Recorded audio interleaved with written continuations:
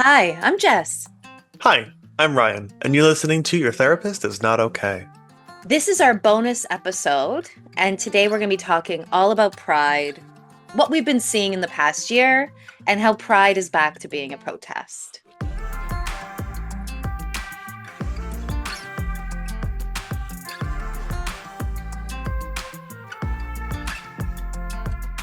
We've been doing videos for the past 4 years, every single Pride, Ryan and I, where we get to talk about various topics that our clients will bring up or that we're seeing.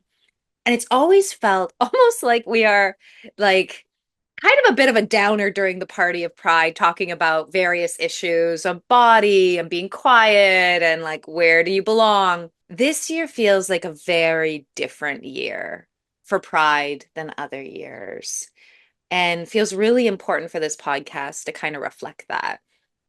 Absolutely, yeah. This year is feeling like there's a lot more tension around Pride. There have been a lot of activities globally, but I would say especially right now in the US, where I'm podcasting from, there have been an increase in the number of proposed and passed laws that are kind of restricting the rights of or rolling back the rights gained by LGBTQ plus people, as well as other populations. But with this being Pride, this special is going to kind of focus on what's going on with the LGBTQ plus, and I often say queer community. Yeah. This unfortunately kind of harkens back to something we talked about in a video that you can find on centeredself.ca, our website, about the precarity of pride.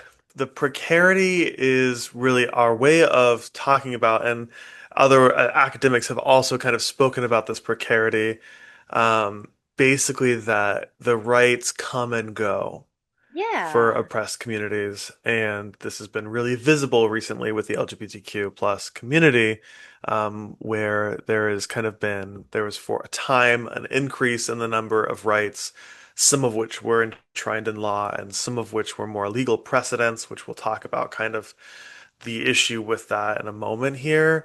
But yeah, and I think just noticing how much more scary in a very clear and legitimate way things are right now for queer folks under the Trump administration. absolutely.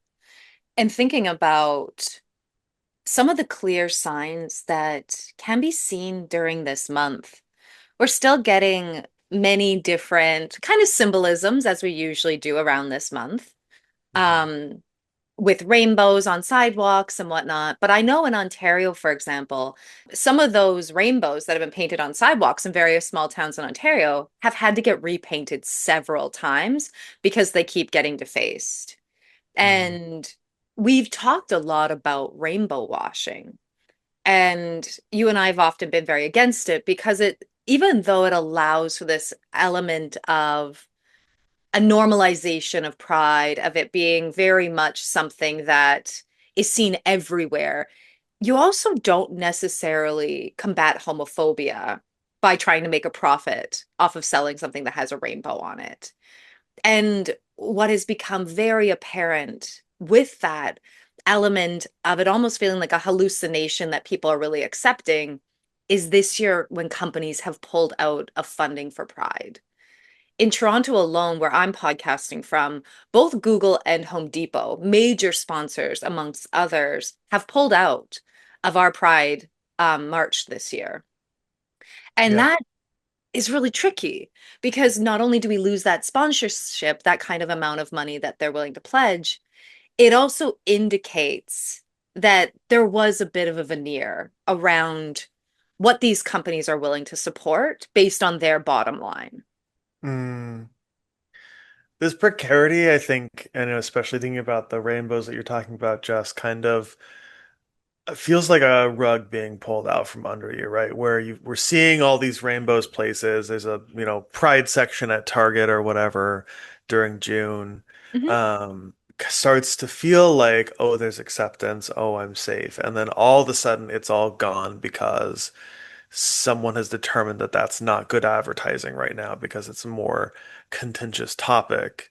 Um, and I think where I was saying that court precedents can lend to this precarity is in the States a number of things, including a lot of marriage rights, have historically been things that were set by a court precedent. Hmm. That means it's not a law. That means that just for the judges that saw that determined that that's the interpretation of the law that they're going with, and that that will stand until challenged by a court at equal or higher level. And we now have much more conservative justices in the US Supreme Court and in many other federal courts. So they can change that interpretation. And this is where the precarity comes in, is if those things were law, if they had been voted on by the legislature and agreed, Yep. then they would be much harder to overturn because you can't, they're not being reinterpreted, they would have to be repealed, which is a much more difficult process, where more people have to be, in agreement on doing that. So that like lends to this precarity and is a lot of what we're seeing right now, in the US. And linking that with companies and bottom dollars and this veneer is Mhm. that for many years, it seemed like we were making forward progress, that things were becoming much more commonplace every day. We kind of knew what to expect in June. Um, Marriage felt like it could be a given at any given point in time. And to have that ripped out all at the same time, to see that companies are scared to advertise, as you said, it's not a good idea, to see precedents now being able to be reinterpreted, and that language alone can be so scary. To think that you're reinterpreting someone's rights as if it was an academic practice. It Mm. it really takes away this understanding that actually a human civil right is up for debate. Up for debate is the exact language that I often think of, like that it's being a topic of debate.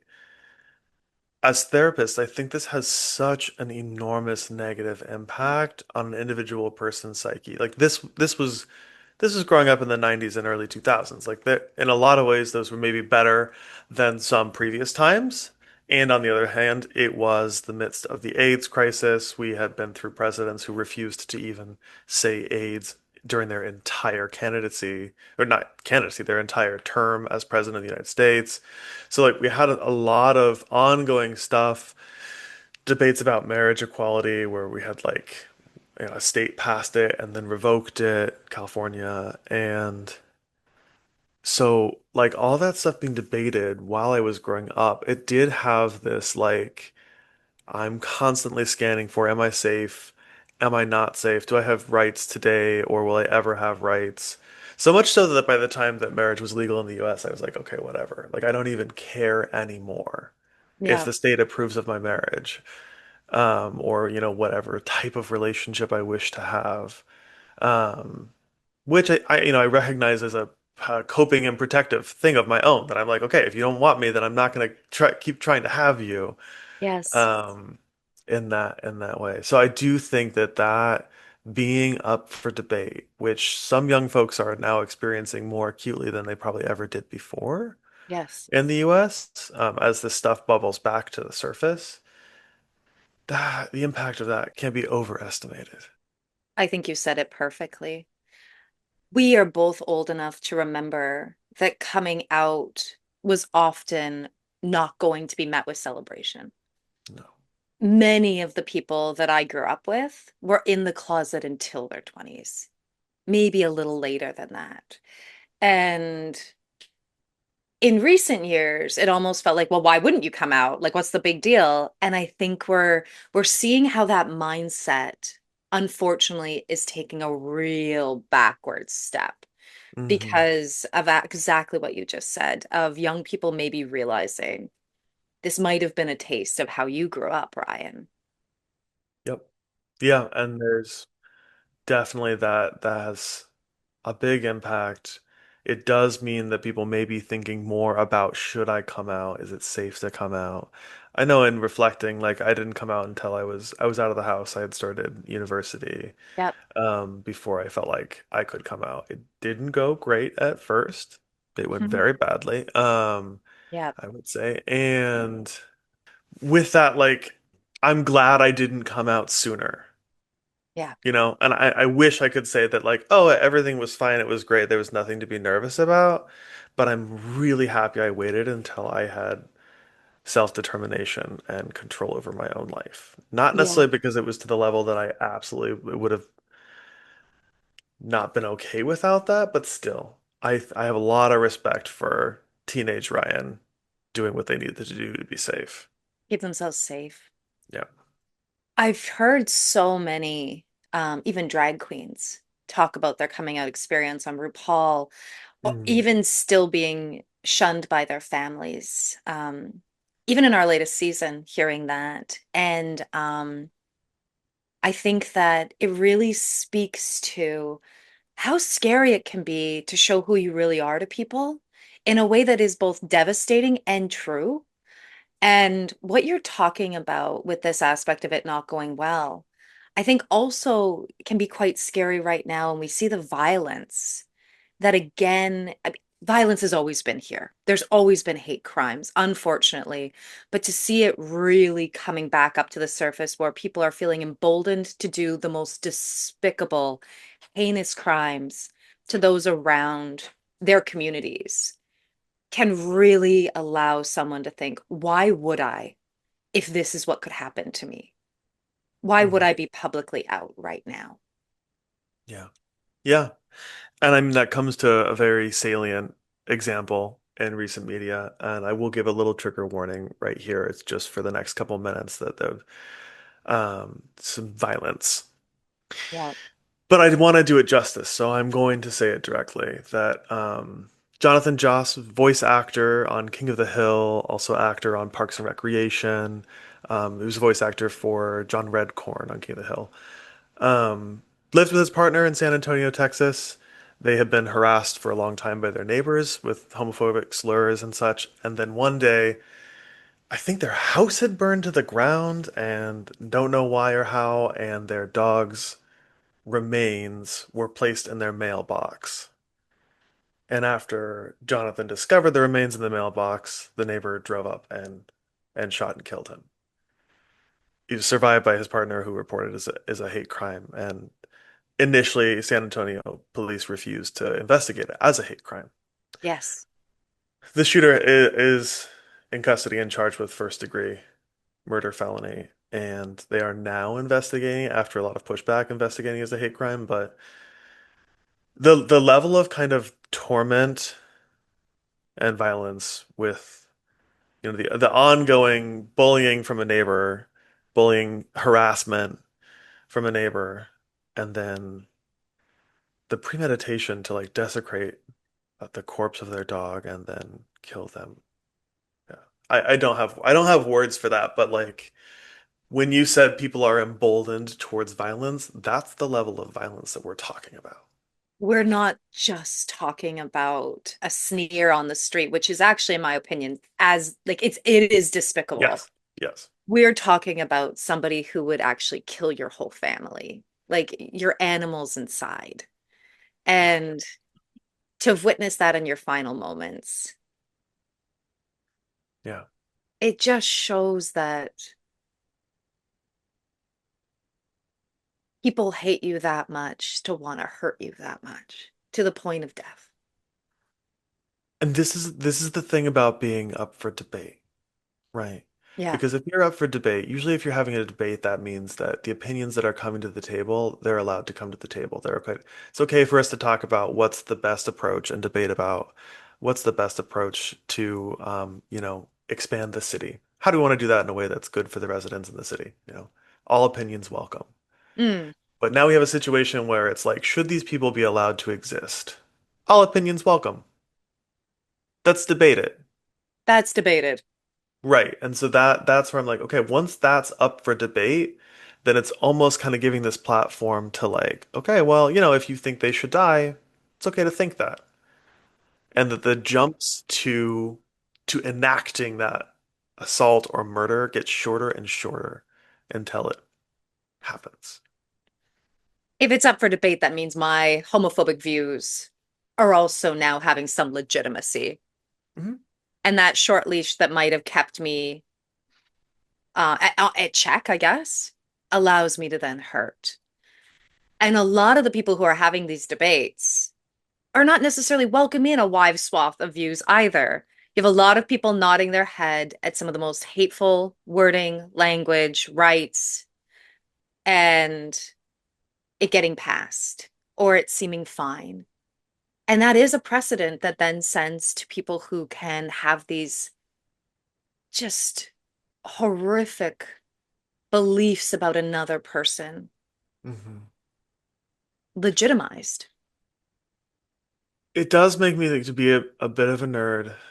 It does make me think of a theorist from, I think it's the New School, the German school of political philosophy that was kind of became ex-German because a lot of them had to flee Nazi control. Herbert Marcuse is one of my favorite thinkers from that, and he has this thing that he says about like, to have a free and democratic society, all opinions have to be welcome, except opinions that are in opposition to the existence of democracy and freedom. So he's basically saying like you don't have to give a table to the Nazis. Like this was a man that survived and fled Nazi Germany. So he's just saying that like actually if someone's opinions are about oppression and that we should oppress people, we don't have to welcome that opinion in order to be welcoming free speech in a democratic society. So, if my existence is up for debate, this is not a step towards a good society. If anyone's existence. And right now that's like, obviously this is the theme about this is about pride, but also we have an intersectional community for pride, and that includes migrants, that includes people of color, that includes all kinds of people who are also facing oppression for multiple reasons right now. If you are a queer migrant right now, especially in the States, like my heart goes out to you. Absolutely. We're seeing this in our offices more and more, how scared people are, what it means to be free. And that word right now feels like, I don't even know, I don't even want to call it a luxury. It doesn't feel like it exists. I Yeah. think for a lot of the people that I'm working with, when your existence is up for debate, it wonders about who am I as a person? How do I Mhm. exist in this space? We move away from self-actualization, which we talked about on another podcast, to basic survival. And that is a terrifying thing to realize right now. And I am seeing it in my office with people wondering, how do I survive this? How do I Mhm. celebrate this year? There's so many signs telling me I'm not allowed to exist. Maybe I don't want to march in a way that makes me want to like dance in the streets. Absolutely. Yeah. And I think that, bringing up the idea of self-actualization that we've talked about before, I know, and I have felt and thought plenty of things about like, do I want to be a little less out? Like, is this safe right now? Do I want to go into hiding? And I don't think I'm the only person who has those thoughts. So far, I have decided I'm not doing that. If anything, I'm going to be gayer than ever. Um, Yeah. but I have a lot of protective privileges that allow me to be relatively safe in that. Not everyone has that. And who knows how long those privileges will be enough to protect me either. Well, Ryan, let's be honest. You came to visit me a couple weeks ago. What Mm. did you do when you left? To your I phone? Yeah, both directions of travel I deleted anything that could be questionable on my phone. I deleted all my photographs. I removed all my social media. I deleted chat histories. And as it would turn out, at least for me, everything was totally normal at the border both ways. There's nothing was different than other times I've traveled in the last several years. But I've heard from people who have had very negative experiences and I've seen stories about it. So whatever the legitimacy of these things happening, the fear is there. And that's the precarity, right? Is That's that the like, precarity. ooh, is it safe to be really visibly queer while traveling? I don't know. And for you, somebody who is, as an activist, wanting to be out on the streets, when it came to traveling, I saw what you wear. You really minimized how you looked so that Mm. you could travel safely. And I think you're right. It is that aspect of, will I be safe in this space? Even somebody who is a real activist has had to, you had to diminish yourself and your history in order to feel like I can go from one place to the other. That's Right. insane. It does give this kind of internal grapple too of like, well, I don't want to hide. I don't want to go back to a country where I feel like I have to. And also thinking like, is there a positive impact to to airport security being the hill that I die on? Probably not. Yeah. Probably not. So I was like, if I'm gonna spend my, arrest, I'm gonna spend it wisely. Yeah. I want to do my best to have it be in a scenario where it really counts. But I still had that back and forth grapple about like what kind of proud person am I if being nervous at the airport means I delete my history. Yeah. Um, and so if you're having a lot of those thoughts too, like you're not alone No. and having to kind of grapple with that. And I No. think so we've used a lot of examples from the US, a couple examples from Ontario as well. It's also, has an international trend with this, right? And I'm thinking about some recent events in the UK, where the UK Supreme Court has ruled that a woman is a biological woman. I don't know if they said more than that. Really, it was like, if you're a biologist, then you know very well that like it was a very shitty definition Uh-huh. that doesn't make sense in terms of science, but that's what we've been saying for decades, and no one's listening. But it has led to, in the States as well as in the UK, discrimination in bathroom spaces, discriminations in kids, adults, Olympic sports about Yes. trans people um, being allowed to use the bathroom. And it was the funniest things that's not really funny. It's like a twisted kind of funny is seeing like a trans man who is like, a buff dude with a beard saying like, "Oh, okay, so you want me to use the bathroom with you. That would make you feel more comfortable." And the women in question being like, "What? No, of course not." Like, what? But that's what you're saying. I have hated being used, my safety being used as part of this debate. I would be actually a little bit more nervous to see a very buff guy in a bathroom with me. And I have been so happy to see open gender, any expression bathrooms. I actually love that because I know what to expect. You know who I fear most? Not someone who's had to go their whole life like fighting for who they are and feeling probably as scared as I am when I walk down the street. I'm not scared of those people. I'm scared of a man that is belligerent and thinks that he can do whatever he wants. Trans Hmm. people have never come into that purview for me. A bro that thinks that the world's his, those are the people I'm scared of. And unfortunately, those are the people that somehow think that they have to worry about my safety. When have you ever worried about my safety? Like, it's really like, it's such a broken argument. Hmm. And I hate that it then allows more fear in closed spaces for people that already feel scared. It makes me think of there's a song by a Colorado band that I love called the Flowbots, called Anne Braden, that's paying homage and giving platform to a veteran civil rights activist from the States, a white woman named Anne Braden. And she has this line that she's quoted as saying, and they say it again in the line where she says, "I'm tired of being used as an excuse to kill black men. Mm, yeah. That because you looked at me wrong or because you touched my shoulder in public, you're going to be killed now." Yes. Legal by law or by mob. Yeah. It is funny how they will pick and choose how to use safety in this to make Yeah. some other group that has been marginalized their whole lives feel even less safe and even less human. It's, you said it's not funny, right? But it feels like it's just so ridiculous. Like it gets to the point of farce because Right. you're just like, what is happening? How is this language not only being used, but then justified? I Mm. can't wrap my head around it. And precarity. It really is the theme of this podcast today. It is. It is. Thinking about pride, thinking about what, I mean, for Toronto, we often celebrate the very end of June. Many places do, though it can change from place to place. I know in Winnipeg, they celebrate it earlier in June. How do we make this a safe space, or who's welcome at Pride this year? I'd love to Mm. hear your opinion on that.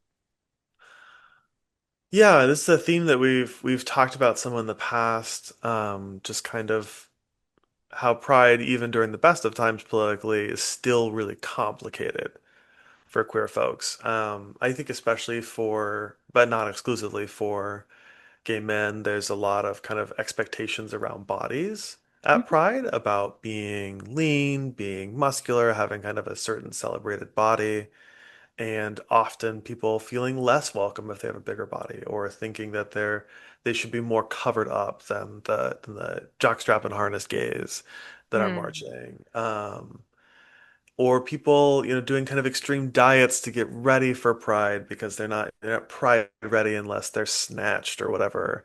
Um, yeah, and that's something that people really face this that is shame, right? That the event is about pride, but it comes with a boatload of body shame.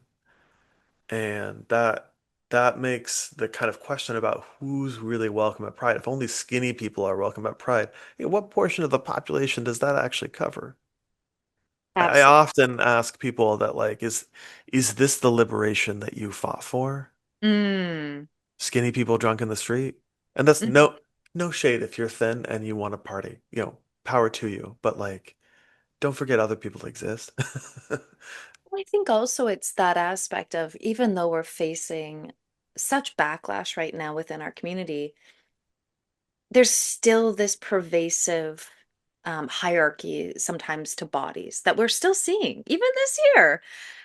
As somebody who works a lot with LGBTQI trauma and body dysmorphia, it is a real tricky thing when someone comes to my pride party and says that they've been dieting like since March to be here. And I'm like, no, what?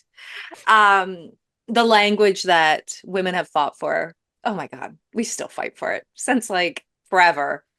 That heroin chic kind of look is something that can go unchecked. I would say specifically around gay men, and or being a muscle gay. So you might have a very thin, muscular body, and is that Mhm. seen as like kind of like one of the hierarchy standards? Racism can be very apparent at Pride, Mhm. where white might be celebrated, unfortunately, over other Mhm. ethnicities. So bodies of pride are still a thing that you and I have actually every single year probably tackled. Like, you belong. Your body Mhm. belongs. This is a time for you to feel free. And there are a lot of spaces that allow that to happen. Um, but it is something that often goes untalked about. Yeah, in fact, in in Manhattan in Central Park, there's a meadow called Sheep Meadow, and it's people use it to hang out and play catch and suntan and stuff like that. And every second Sunday in the summer, or every second Sunday that has reasonably fair weather, the gays descend on Sheep Meadow, and it's kind of like gay day. Now it's very often always gay because it's Manhattan, but that those are kind of the especially days. And someone was recently describing to me the hierarchy that you can watch there, and it's Huh. based in these kind of concentric circles. So the middle Mm. circle of the meadow, that's where the like idealized hot gays are. And Mm. each kind of circle out from that, people are progressively less pretty, less thin, less cool. So that, Mm. if you're not the cool hot gay, you're supposed to sit further away from the middle. Oh, wow. Right? So the people actually do arrange themselves in these circles. And I did find myself a little fascinated, like, how does this actually happen? Are people actually like enforcing this, or is it kind of enforcement by shame? Right? It's like, oh, I can't go sit next to all those hot people.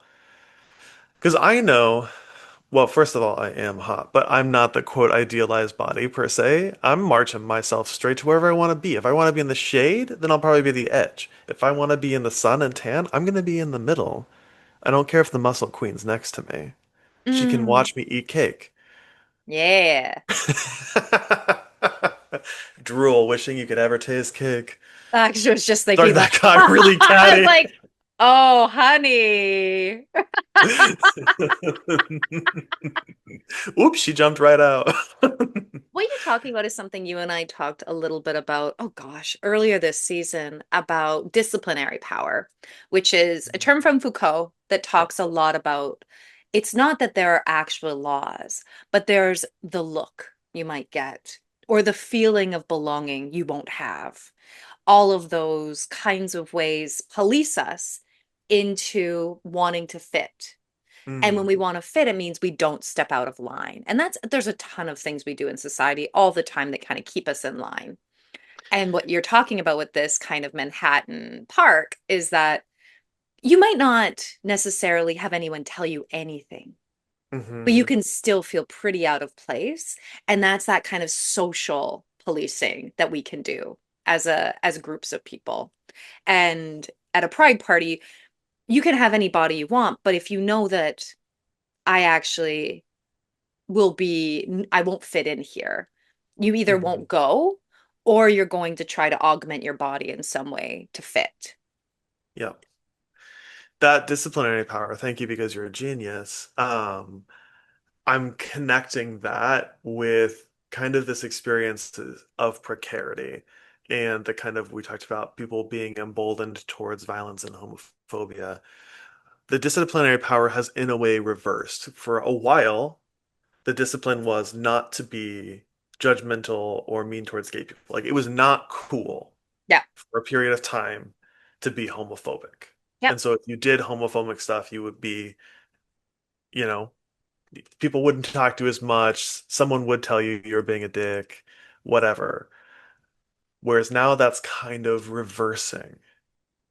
Being loudly gay is now the thing that is being disciplined. Mm, Um, where that we've seen that reversal in what is the social norm, what is the symbolic order, to use the terminology that they would use. yep. But I saw that connection. I wanted to make it because I enjoy sharing in your brilliance. And that determines who feels safe at pride parties and at pride marches. What you just linked shows how far reaching disciplinary power is. Yeah. And it is everywhere. It is ubiquitous. It's how we exist as a society. What order of society? Who are we as people? How do we allow ourselves to live in a way that we belong? And what you've perfectly just linked to is that if I'm going to get away with my understanding that of hatred now, because there's certain legislation that is now emboldening me, that there's somebody who's incredibly corrupt in the White House, that there are just fear as politics right now that is so pervasive. It allows a certain level of I can belong and hate, or hate can be a form of belonging now in certain groups. And that is where precarity comes, this aspect of what you perfectly said of rights not being law, this getting taken away.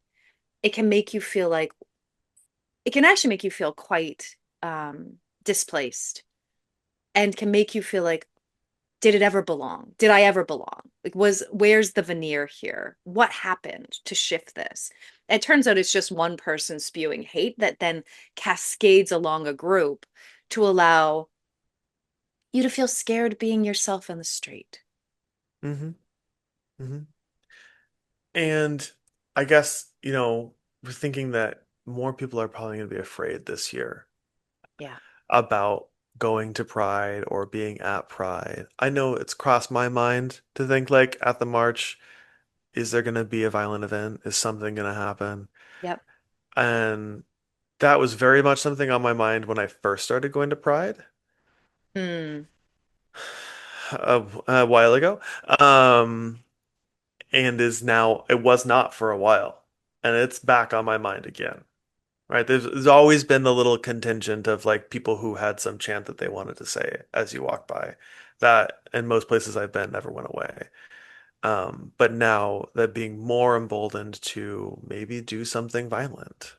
Yes. We're talking about this changing. Obviously, this has always been in the air. Yeah. Anyone listening can probably, within the last 10 years, think of a number of situations that have come up that have been absolutely brutal and have hurt so many people. But what you're saying now is it's so prevalent that even something that would have been considered safe for you before is now something you really have to consider. Am I going to put myself purposely in harm's way? Yeah, and even if I still go, and I probably will, and most people that usually go probably will, I think I would prepare in a slightly different way. Huh, I'm going to prepare more like I'm going to a protest. And that looks very different than preparing for a party, right? it You're still does. gonna be able to see the rainbows, but like what I choose to carry in my backpack is gonna be different. You might not wear platform shoes. You might wear running shoes. I might wear something I can run in. Yeah. I might carry a first aid kit, things like that that I'm just like usually in many recent years in the States, like it's been a much more carefree environment. Of course, that varies state by state, city by city. There are all kind of variations with that. But I just want to like kind of speak to those who are afraid and who are maybe going to make a choice not to go to Pride this year when they normally would. And I see you and I hear you and I understand that you have to make these complicated decisions right now. I want you to know if you decide not to go this year to keep yourself safe, it does not mean you are any less proud. If safety is something that you care about for your family, for you, for this year, maybe for the next couple, you are still as proud, you are still as seen and vibrant. It is so important and necessary for you to know that you're not alone. And many of the people who are marching are still marching for you. Yes, absolutely. And I think, this year we talk about it almost every year, but it's even more on my mind right now, like honoring and learning from the past, our elders past and still with us, from how they lived through this, because they lived through and fought through very similar times. Many of the people from the Stonewall riots, they're alive today and they still go to the Stonewall Inn and I see them there. Hmm. So like it's not it's a great opportunity to learn and to think about that community power. I mean, the reason the Stonewall riots were successful is because it was a tight-knit community Yep. that knew that neighborhood better than the police. So they always beat the police because they could disappear into the weird alleys of Greenwich Village. Absolutely. And Pride started as a protest. Hmm. And as you say, Ryan, this year it might go back to being a protest to say, Absolutely. do what you will, but you're not taking me from me. Hmm. Hmm. Yeah. And that's where I kind of want to talk about Pride as a protest. We want to kind of talk about ways in which the resistance is alive and well. Hmm. Um, we've wanted to make sure to take time to talk about the precarity and the dangerous things and some of the topics that we always talk about, like safety and bodies, but there is still resistance and people are still working towards this. It fills me with hope and tears all the time. Um, and well, this is a podcast, so you can't see me, but I did shave my head recently, and one reason for this is a little bit of punk for pride. If you want my cute little queer mullet with the side shave, like you're gonna have to at least give us some rights. You're gonna have to at least make sure that our famous actors don't get gunned down in front of their houses. Like, I'm not asking a lot here, but it's gonna be more of a fuck you queer than a woohoo gay for a while. Yep. Absolutely. And there's been so much resistance in the past that no matter what has happened, especially in the early time of AIDS crisis Hmm. forward, that there's always been resistance. Pride started as resistance, and it is very punk this year. Being Yeah. able to recognize that and have this kind of shift now in our podcast of talking about real resistance, real power in that, in solidarity. I would also say in being an ally, like we can step up as a people to say you belong here and Hmm. I am going to be a place of safety for you has never been in recent years has never been more necessary. Absolutely. Yeah. And I, would expand that to kind of like an inner community thing too, where like I want the gay men to not forget about the trans folks, to not forget about the lesbians, to not forget about the bi folks. I want every part of our community to be working together and supporting each other. Like there is none of this LGBT without the T stuff. We have to have trans people centered and focused. If we want to talk about the activism that has been successful historically, that was started by and largely powered by trans people, and particularly trans people of color. If you would Yes. Stonewall riots, the first Pride in New York City, these things were started by trans people. Hmm. Um, so as much as we want allies who are straight, heteronormative folks to give us a platform. Thank you. We appreciate you. Hmm. I also want us to do this for other parts of our community. I want us to shop locally. I want us to not shop at places that are pulling out of Pride. I want us to build a community effort. Community is the way that we will win and survive. Yes. And now is a great time for our community to step forward, to no longer erase certain parts because we're still steeped within misogyny and certain levels of normativity, to be Hmm. able to embrace the community from within. Absolutely. Hmm.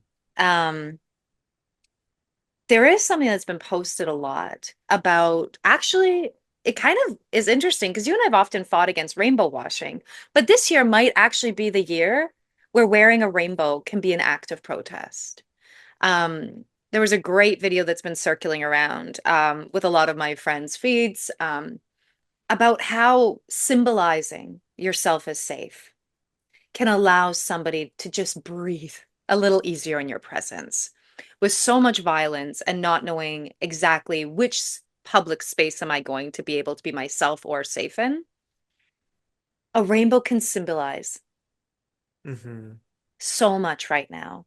And it's funny because you and I have not really talked about that ever. We're usually like, what do you really believe? Does your activism or where you put your finances really support the fact that you want to make money off of rainbow washing? This year might be a bit different than that. Having a rainbow lanyard or bracelet or something can actually allow people around you to be like, okay, I can be in this cab. I can be I can be on the bus beside you. I can be somewhere and actually feel like I can just breathe. I can just relax. I don't have to be on guard. This for me is the exclamation mark on rainbow washing. This is why rainbow washing pisses me off. Is because it's always been this symbol. Rainbows for the queer community have been this symbol of empowerment and our strength as a community and where we're safe and welcome. And when it's fabricated for money, it starts to lose that meaning. So I Mm. do think it's beautiful to see it start to take on some of that meaning again, that it's not just like, oh, it's June, so you can expect to see that everywhere, but it's like exactly like you said, that like, oh, okay, this intimidating straight-laced guy that just sat next to me, I'm like, ooh, I'm a little nervous, am I safe? And then I see his wrist has a little rainbow on it. Fantastic. Hmm. Fantastic. So think about that when you're going out. If you want to wear a little rainbow, having this conversation, I'm like, I'm gonna get out my rainbow bracelet. Like I'm gonna wear that. Hmm. You can do that with other flags too. Like it'd be also a great time to wear the trans flag or a Yes, trans bracelet or something, or to think about like, do you want to use the Progress Pride flag that includes people of color and trans folks as well as the rest of the rainbow? absolutely.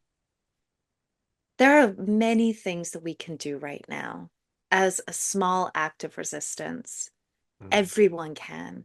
It's really symbolizing to our neighbors, to the people around us, that I'm someone you can turn to, or I'm somebody that you can be safe around, that's going to smile as you're holding hands with your partner. It can be as much of an act of activism as ignoring right now. We've often talked about this aspect that silence will never be an ally. Silence always says something and never good. Mm. Um, and it is a really small thing that you can offer people to allow them to realize that you love and that you are okay. We've seen this especially with churches stepping up. We've seen this with people who have really resisted that the church is a symbolization of good Christian, like heteronormative values. Churches that are like, not me. Like, I am going to be safe for you. These resistances have actually meant a lot to the queer community because it shows that by not being silent, then your voice can't just be used as a platform for hatred. Absolutely, yeah. And I think that there's kind of like a lot of hope to be seen and witnessing some of that resistance, some people speaking up. There's a specific reverend who's a reverend in Washington, D.C. in the States, Reverend Marianne Budd. I don't know if I'm saying it right. It's Budde. I don't know if it's Buddha or Bud, but she's incredible. Yeah. And she gave a public prayer asking that Trump be merciful and during the inauguration towards LGBTQ plus and immigrant folks, and was asked for an apology by the Trump administration for sharing that request and declined. Didn't care.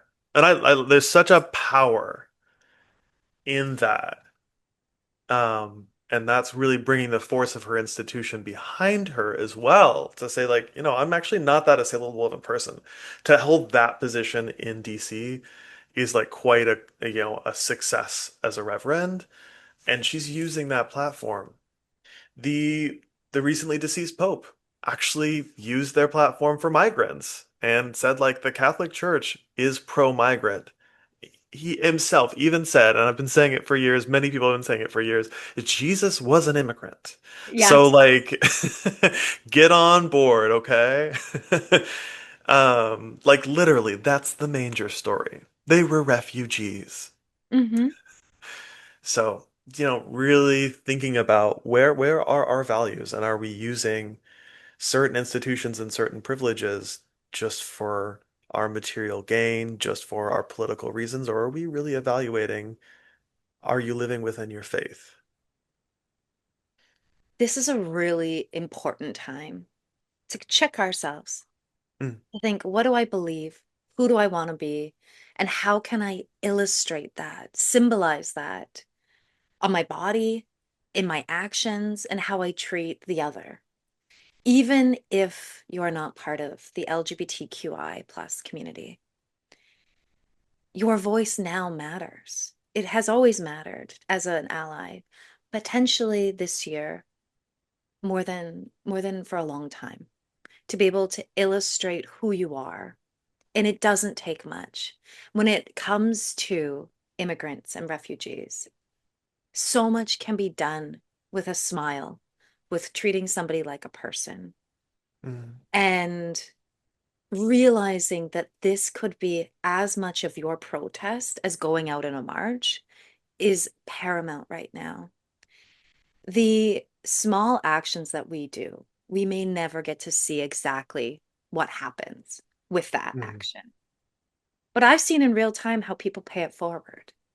Being you and I always go grocery shopping together when you're here, and to see someone's face light up that's checking our groceries, that then mm, pays it forward to the next customer, to see how you can, just with treating somebody like a human, can allow them to feel that their day has just gotten a little bit brighter.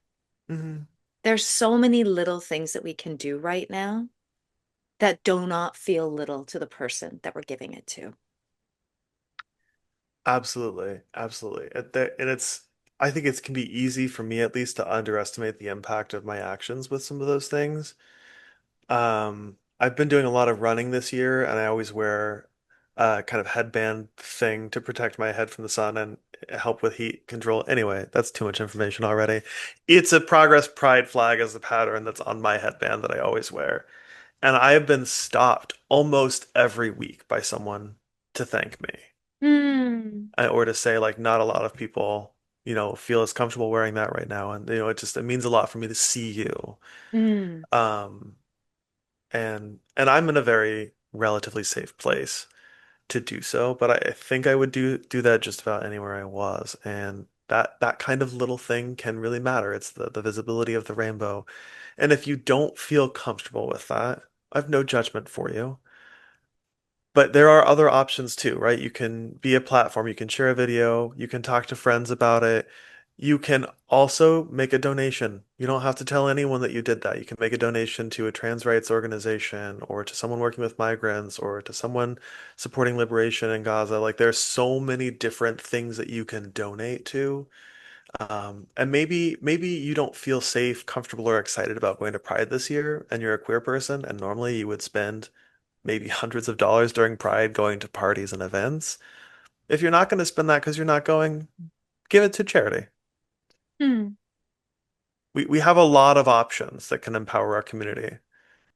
And this might just be the time to do it, Mhm. to allow our actions, even if unseen, to prove to ourselves that we are on the right side of history. Thanks so much for listening. Thank you for tuning in. Happy Pride. Happy Pride! Thanks so much for listening. If you enjoyed this episode, check out our others. And stay tuned for even more episodes coming up. Follow us and leave a review on Spotify or wherever you listen to your podcasts. And please tell your friends. You can also follow us on Instagram too at Your Therapist Is Not Okay. Also, if you have any questions that you want us to answer, send us a DM there. We would love to answer your questions. And a lot of our topics come from listeners just like you.